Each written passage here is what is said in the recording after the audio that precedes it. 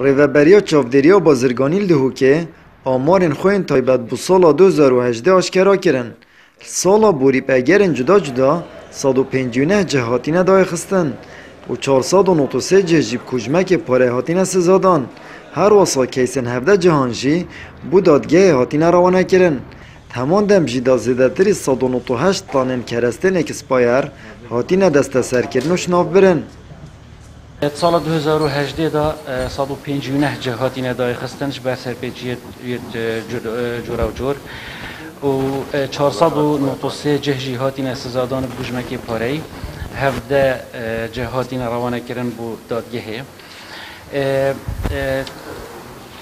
198 طن و 500 کیلو اکسپایری هاتینه دست سر کردنش ناف برن جوانا 3 طن و 300 کیلو کرستین جوان کاریه 30,000 لیتر وخارنیت شلن و 165 طنجیک کلو پلیت هشکاتینه و یت خارنینه و یت جورا و جوره. هر وا 182 تانین کلو پلین دا گرتنه ین کو بو کارگاه نافخویت هن رنهات یادان بهن ناف بازارن هرما کردستانه دیسان 350,000 پارچه نیارین آگیری جی هاتین دست سرکرنوش ناف برن. زدباری چند جوره کن پلاوان که هنده کما و نافت سر هبون دبونه جسف کاتی کرنه پا اینان همان شوه هاتینه کم کرنوش ناف برن.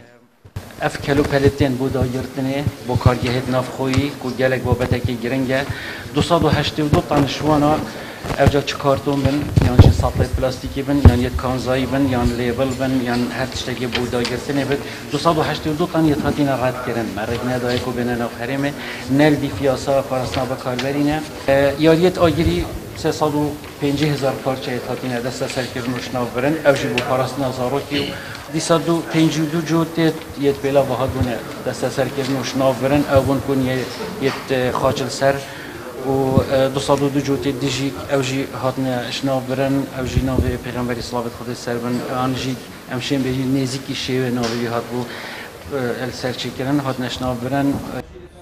پشتی کل هفلیر دست بسر جوره که شیر سخته ده هاتیه گرتن کل جه که هاته دا گرتن گمان خلکیل سرجدر کلوپلن خارنه ناو بازارن هرما کردستان دا زده کرن.